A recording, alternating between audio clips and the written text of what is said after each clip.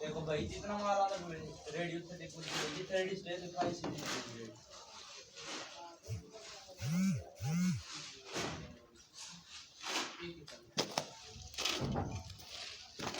ये कंस्ट्रक्शन का काम है।